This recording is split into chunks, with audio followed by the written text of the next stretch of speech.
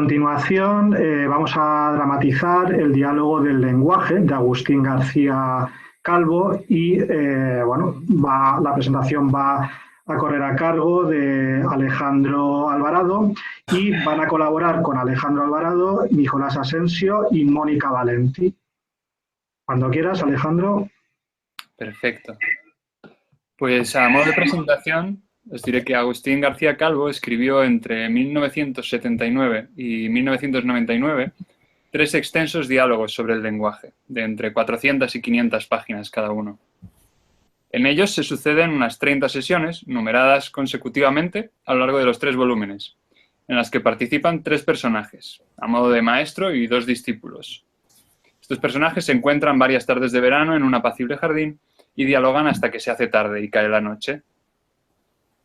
Rueda es el maestro, al que representaré yo, y los discípulos son Lina, que la representará Mónica Valenti, y Trino, en voz de Nicolás Asensio. Estos 3 personajes representan 3 facetas del propio autor. García Calvo expone los motivos para esta división en el 3er volumen. Dice que en los diálogos, en estos 3 diálogos, dialogan uno, que puede estar en guerra consigo mismo, de modo que ya es 2, entre los que vendría un tercero a poner paz. Por eso elige 3 interlocutores. La voluntad de estos personajes no siempre es la de dar los problemas por resueltos. Un objetivo a veces muy difícil, como veremos más adelante. Sobre este detalle se dice en el 3er volumen que sigamos, como en nuestras conversaciones de antaño, preguntándonos uno a otro, contestándonos, poniéndonos de acuerdo y desacordándonos. Y en fin, que cuando llegue el caso, ya que no decir la verdad, por lo menos dejemos las opiniones divididas y en el aire la cuestión, como se debe. Para fabricar a estos personajes, García Calvo recurre a sus propios intereses y campos de investigación y escritura, de modo que Rueda representa la vertiente de los estudios gramaticales. Trino es el representante de la escritura periodística y el activismo político de García Calvo. Y Lina es la representante de la edición de los clásicos, de sus versiones rítmicas. En esta misma época, García Calvo tituló otro ensayo Hablando de lo que habla. Y eso es lo que hacen los personajes de estos diálogos. Intentan teorizar sobre lo que están haciendo en ese momento. Voy a ver si puedo compartiros un segundo una imagen.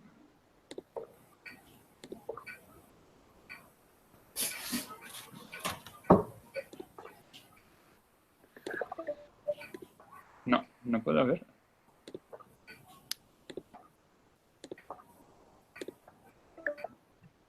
Vale, pues ya no me deja. La imagen era un dibujo de Agustín en el que, a modo de esquema, describía lo que va a hacer en este fragmento. Perdona, Alejandro, si compartes la pantalla, ¿puedes darle a la opción de presentar ahora? ¿No? Es que ha habido un pequeño error al dar los permisos y ya no me deja. Entonces tendría que salir del todo, volver a entrar. No merece la pena. Vale. Os lo cuento. Nada, bueno, el dibujo es más que nada un esquema de lo que voy a contar y podría servir para ilustrarlo mejor. Pero básicamente el fragmento es el primero de los 3 volúmenes de la trilogía lingüística. Y en este volumen se dedica al estudio de las antesalas de la gramática, de los aspectos pregramaticales del estudio lingüístico. Ahí tienen cabida el ritmo, la entonación, la división silábica, todo el rato desde el análisis del habla, todavía sin dar un salto definitivo al sistema, que dará en el 3er volumen, o a unas etapas intermedias de la práctica lingüística que componen el 2º volumen. Este fragmento es de la sesión 8 y explora una de esas parcelas aledañas e introductorias a la lengua, uno de esos campos pregramaticales. Es el de los índices mostrativos, los deícticos que conocemos todos. Unos extraños elementos del sistema gramatical que sirven para anclar el lenguaje abstracto a una realidad concreta. Sirven para hablar no de la mesa como concepto, sino de esta mesa que está aquí y que yo toco con mis manos. Sin embargo, esa realidad concreta es al mismo tiempo un problema epistemológico de primer orden, pues realmente nunca es accesible sino desde el lenguaje mismo. No se puede hablar de esta mesa sin el anteojo del concepto de mesa. El problema es que si lo que habla intenta ser al mismo tiempo de lo que se habla, inmediatamente deja de ser lo que habla, puesto que no puede ser las 2 cosas al mismo tiempo. Un poco abstruso, así explicado, vamos a proponer una analogía. Lo hablante, en este sentido, no puede coincidir exactamente con lo hablado, del mismo modo que lo vidente no puede ser nunca lo visto. Me explico. El ojo no se ve a sí mismo. Ninguno de nosotros verá nunca sus propios ojos si no es convertidos en representación. Por ejemplo, en una fotografía, en un espejo o en el agua cristalina. Esta circunstancia inapelable no impide, en todo caso, nuestro conocimiento de los mismos, pero desde luego que lo condiciona. Y en el plano del lenguaje es una frontera contra la que no cabe más que estrellarse una y otra vez. Es un límite de lo que se puede decir.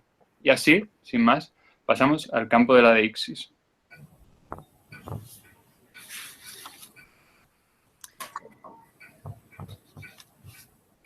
Con todo, me parece que este campo al que nos quieres introducir ahora nos obliga a entender la noción de campo misma de una manera muy distinta, más directa o literal que para los otros casos. Sí, porque esto del campo de los mostrativos...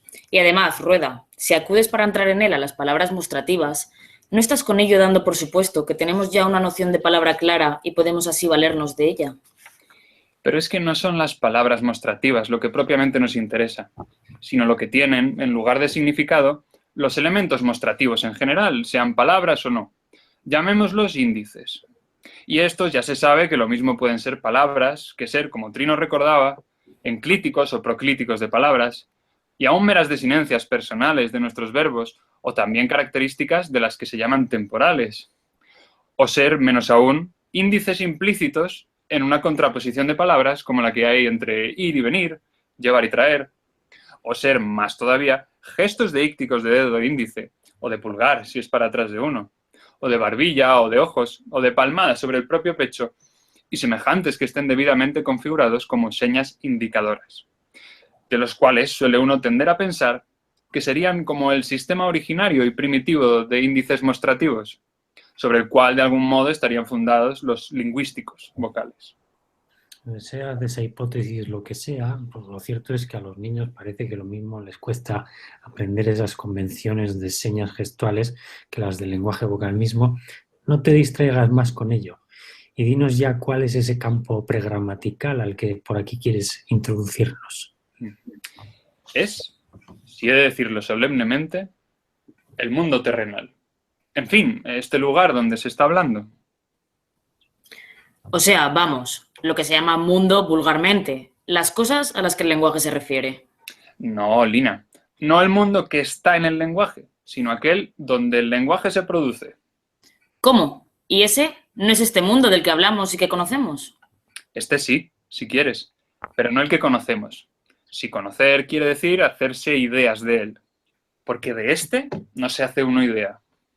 Luego hay otro, que no es este, y que es el que conocemos. ¿Cuál es ese otro? Si a este lo llamo terrenal, llama tú al otro celestial, si te parece. Qué buenos motivos hay para llamarlo así.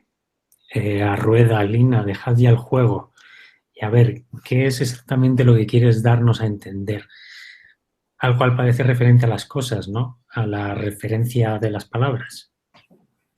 Creo que debo darnos a entender, primero, que con algún lugar o mundo hay que contar como campo pregramatical, sobre el cual actúe y se monte el sistema de la gramática. Y segundo, que no puede valer para el caso la hipótesis de un mundo en general, sino que se impone la de dos distintos, a salvo de que luego lo que suelen llamar mundo real o realidad resulte ser una componenda o confusión entre los dos, como que pretende por un lado constar de cosas denominadas y por el otro de estar aquí. Pero que en suma y por lo pronto lo que debería quedarnos claro es que una cosa es el mundo de la mostración, al que los índices deícticos apuntando desde la producción lingüística se refieren, y otra cosa es el mundo de la significación, al que pretenden referirse por su significado las palabras que lo tengan. O rayo cegador de la simpleza. Entiendo entonces que en términos vulgares, uno es el mundo en el que se habla y el otro el mundo del que se habla. Ah, Lina, esa fórmula de evidencia vulgar merecería grabarse en mármol, o más bien en cinta magnética, para que sonase a cada hora por los altavoces de las ciudades.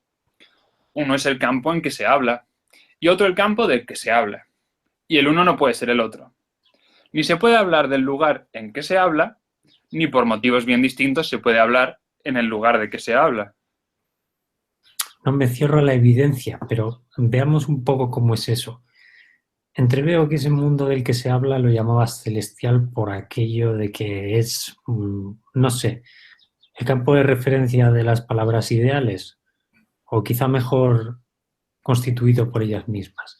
Sí, sí, es el mundo semántico, el mundo de los significados, al que está claro que sin significados no podría hacerse referencia alguna ni ser tal mundo en lo que sea. Y ese mundo ideal o celestial, el que antes le decía Salina, que es el que conocemos. Entiendo con conocemos algo como tenemos idea de, porque ideas sobre ese mundo no podríamos tener ninguna sin que haya ideas. Esto es, palabras ideales de las que tienen significado. Y el otro entonces, este mundo en que estamos hablando, ¿no lo conocemos? No en ese sentido. Mientras no haga más que estar aquí, como este en el que hablamos, sin que pasemos a hablar de él y venga a ser ya cosas de que hablamos. Mientras tanto, no lo conocemos. Pero ¿cómo diré? Palpamos, ¿no? Palparlo así en bruto, si palpar se contrapone con asir y no solo excluye la concepción ideal, sino toda forma de determinación, no. No palpar tan solo, sino más. Porque cuidado, este mundo en que hablamos no es ciertamente ideal, pero por algo lo llamamos mundo.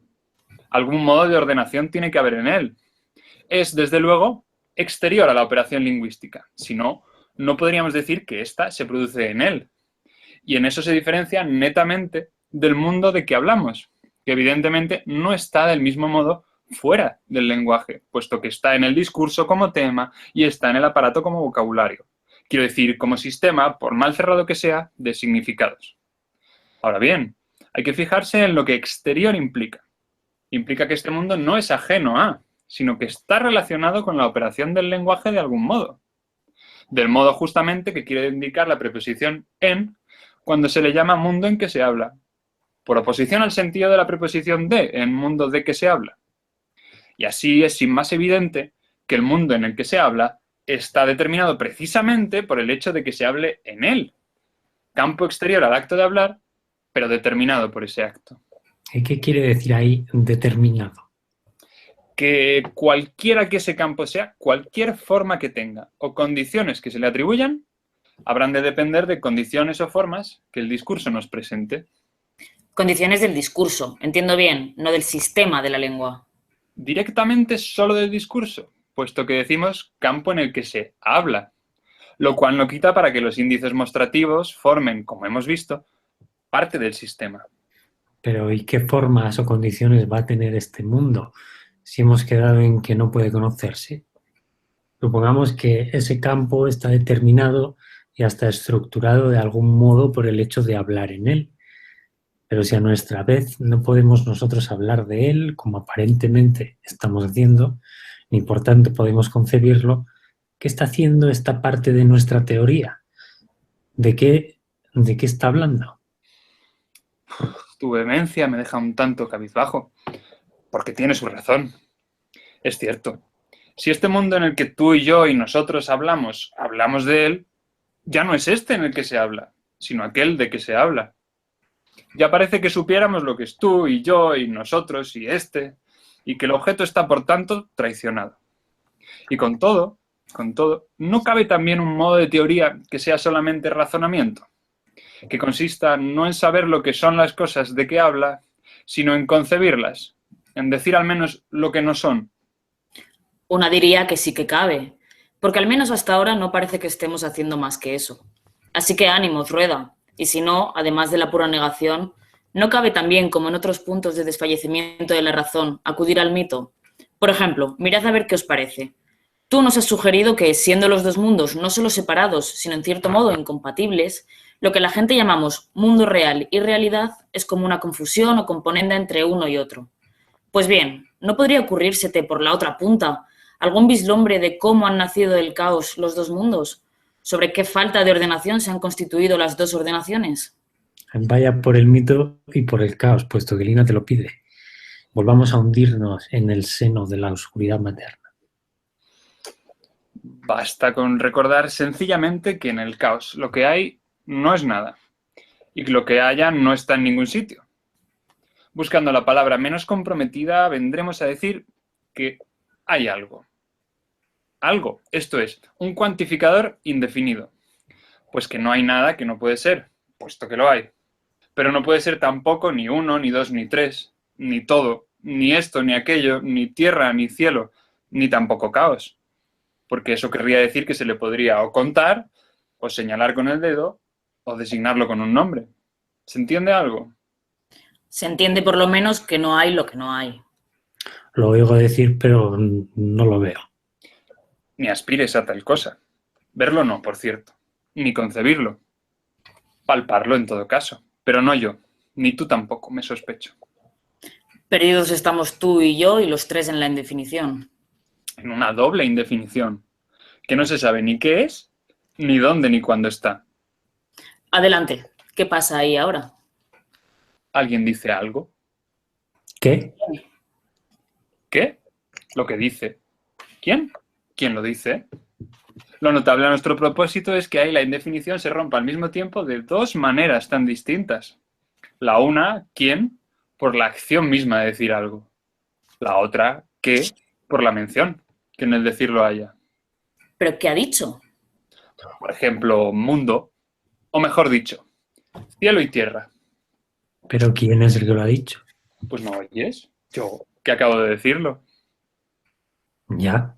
Y tú estás en la acción, pero no se te nombra ni menciona. Todavía no. ¿Y el cielo y tierra dónde está? Pues mira, allá y allá. ¿Arriba y abajo? De mí. Ya. Y con eso la mención de cielo y tierra está, parece, donde se da la acción. ¿No es eso? Pero al mismo tiempo, yo estoy entre cielo y tierra. O sea que la acción queda a su modo dentro de la mención, ¿no era así? Así era, más o menos, para lo que podía servir el mito.